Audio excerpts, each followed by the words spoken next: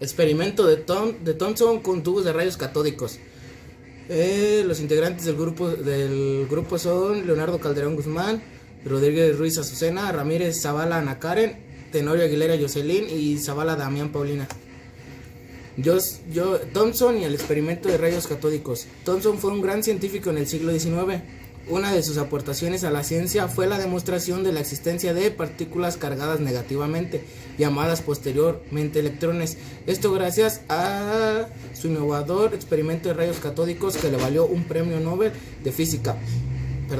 El impacto de dicho descubrimiento fue tal que inspiró a científicos para elaborar sus posteriores teorías. El primero que identificó sus posteriores teorías a la comprensión de la estructura del átomo. La herramienta principal con la que contó Thomson fueron los rayos catódicos. Son unos tubos de vidrio sellados en los que se ha extraído la mayor parte del aire al aplicar un alto voltaje entre los electrodos que se encuentran uno de cada lado del tubo. Un rayo de partículas fluye del cátodo al ánodo. Son llamados tubos de rayos catódicos porque el rayo de partículas se origina en el cátodo. El rayo puede ser detectado al pintar el extremo del ánodo con fósforo. El primer experimento que Thomson realizó pensaba que los rayos se emitían desde el cañón de electrones eran inseparables de la carga latente, por lo que se dedicó a demostrar esto mediante el uso de un campo magnético. Su primer experimento consistió en construir un tubo de rayos catódicos con un cilindro de metal en el extremo. El segundo experimento intentó desviarlos con un campo eléctrico. Anteriores experimentadores no habían observado esto, pero Thomson creía que sus experimentos eran defectuosos porque tenían trazas de gas. Para probar su hipótesis se empleó otro tubo con un revestimiento fluorescente en un extremo y un vacío casi perfecto. A mitad del tubo había dos placas eléctricas produciendo un ánodo positivo y un cátodo negativo, que él esperaba que desviaran los rayos. En efecto, los rayos fueron desviados por la carga eléctrica, probando que los rayos se componen de partículas cargadas que llevan una carga negativa. Tercer experimento. Thomson determinó la relación entre la carga y la masa de los rayos catódicos. En su tercer experimento, él decidió tratar de llegar a la naturaleza de las partículas. Eran demasiado pequeñas para calcular exactamente su masa o su carga, pero intentó deducirlo de cuánto se doblaba las partículas por las corrientes eléctricas de diferentes fuerzas. Al medir cuánto se desvían por un campo magnético y la cantidad de energía que llevan, encontró que la relación carga-masa era más de 1.000.000 de veces superior a la del ion hidrógeno, lo que sugiere que las partículas son muy livianas o muy cargadas, y que le ocurrió la idea de que los rayos catódicos estaban hechos de partículas que emanan desde el interior de los átomos mismos.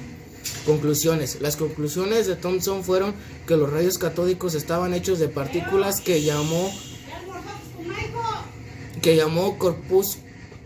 corpúsculos, y estos corpúsculos procedían de dentro de los átomos de los electrodos, lo que significa que los átomos son visibles.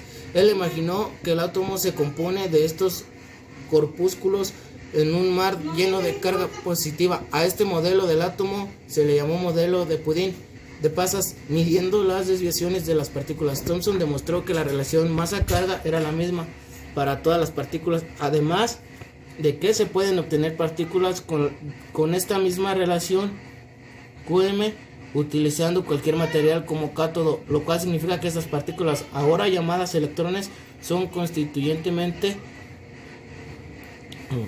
las bibliografías que usamos son las siguientes. En estas encontramos toda la información en la que hicimos las diapositivas. Bueno, pues a continuación les voy a explicar lo que es el tercer experimento de Thomson, que pues más que nada fue como el último experimento que él realizó para concluir o así poder confirmar su teoría. Pero para antes de empezar a explicarles la maqueta, les voy a decir cómo Thomson tenía la idea de cómo era el átomo. Para Thomson, el átomo era una esfera uniforme que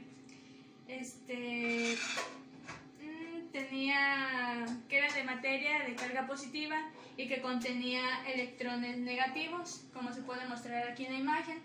O también, para que se conozca mejor o se acuerden de cómo era el átomo para Thomson, también lo denominó el pastel de pasas, ya que decía que el átomo, aparte de tener carga positiva, también contenía pequeñas partes negativas que se les llamaron electrones, lo cual realizó varios experimentos para confirmar esa teoría, y que al final llegó en conclusión del tercer experimento. Fueron 3 experimentos los que realizó, pero en el que más nos enfocamos es en el tercero, ya que pues aparte de que fue nuestro tema que nos tocó, pues fue el último para que por fin llegara a una conclusión sobre sus teorías y dudas que tenía.